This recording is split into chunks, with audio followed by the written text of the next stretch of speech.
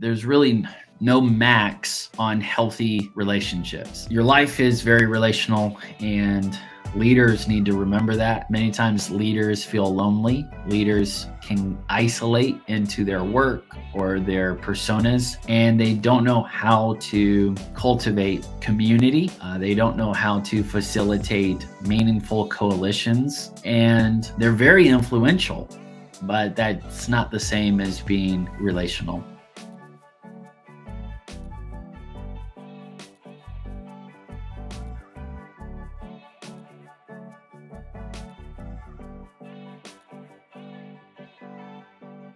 If we do not slow down and do relational maintenance from time to time, we're putting some really valuable people and some really valuable partnerships at risk. And so if we kind of skip this topic, it would be weird and wrong of me to give you productivity tips, to like 5x, 10x your life. But if we're not talking about the relational dynamics that size up your capacity as a person and as a leader, if we're not talking about emotional intelligence, if we're not talking about, how do you take on confrontation and conflict in a healthy way? How do you grow really strong working relationships on your team? How do you grow strong working relationships on an executive team? How do you walk in discernment? How do you, practice going deep with a handful of people? How do you know who to go deep with? How do you know when to, be on the defense or be on the offense, so to speak? How do you deal with offense? How do you forgive?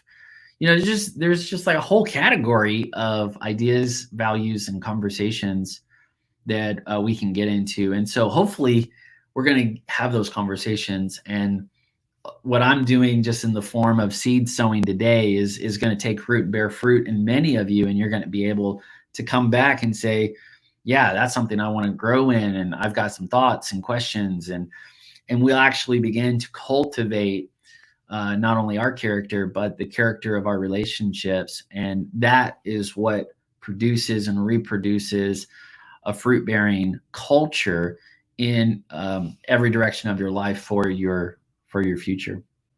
So Worth It Wednesday is the reminder that I need to slow down, and I need to do relational maintenance when it doesn't feel needed, urgent, convenient, and a little here, a little there really does add up over time.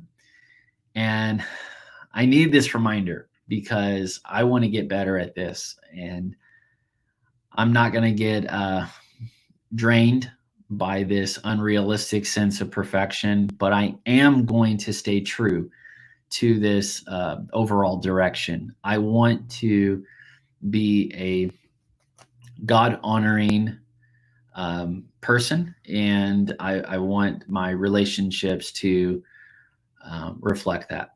Okay. So your life is very relational, and leaders need to remember that. Many times, leaders feel lonely. Leaders can isolate into their work or their personas, and they don't know how to cultivate community. They don't know how to facilitate meaningful coalitions, and they're very influential, but that's not the same as being relational. And so, how do we stay really intentional in this aspect? There's different kinds of relationships. There's different purposes for a relationship, and it can get like messy. It can get complicated, and I think people, they get wounded and weary, and then they just kind of throw up their hands and say it's not worth it. It's just not worth it. And then that's when we default on some bad ideas and some really deficient or even borderline dysfunctional styles of leadership. Obviously, I want everyone to be healthy. I want you to enjoy your life. I want you to live it to the fullest based on God's desire and design for you. But I mean, it's kind of your own life. So you're going to do what you want to do, right? But when we talk about leaders, man, leaders are load bearing pieces of infrastructure, right, in the organization.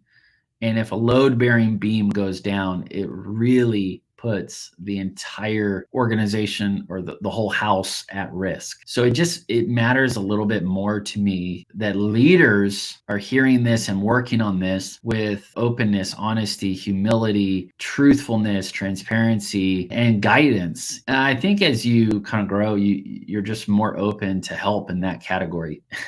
Instead of saying it's not worth it, I'm going to just stay and take ground Tuesday. I'm just going to keep taking ground and be productive.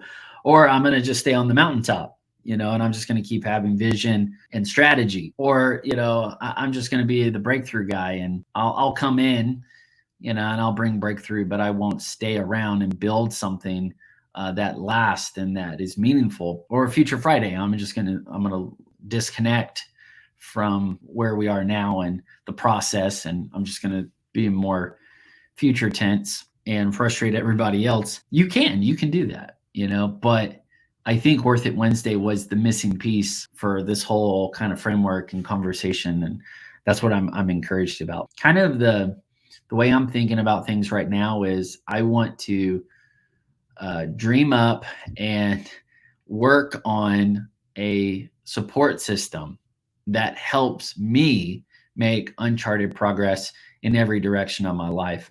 There's really no max on healthy relationships. And many times we just kind of get insulated and forgetful. And we're just kind of working on our stuff. We're thinking about ourselves a lot. We're working on our stuff. And it's all under the banner of, making a big difference. But I'm telling you, a little here, a little there, everywhere goes a long way. And so be an encourager, invest in somebody else, think of ways to bless someone else, consider ways to motivate others to do good. Think of ways that you can prepare other people for their future, protect other people in their growth, and maybe even the infancy of their life's work. And as you just start thinking of creative ways to give, you're going to find that reciprocation. It's not I would say the only reason, but it's just amazing how it happens. And I love being a bridge builder. I love being the kind of person who introduces my friends to each other. And I don't have to be the middle person. I don't have to hang out as often as they hang out. Or I don't have to be involved in every project if they want to collaborate or if they want to partner up somehow.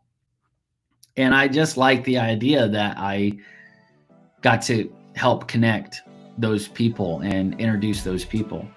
I want to kind of finish up with this series, and I want to talk about 3 kinds of relationships we got to be careful of. 3 warning signs that can hit the dashboard while we're driving down life.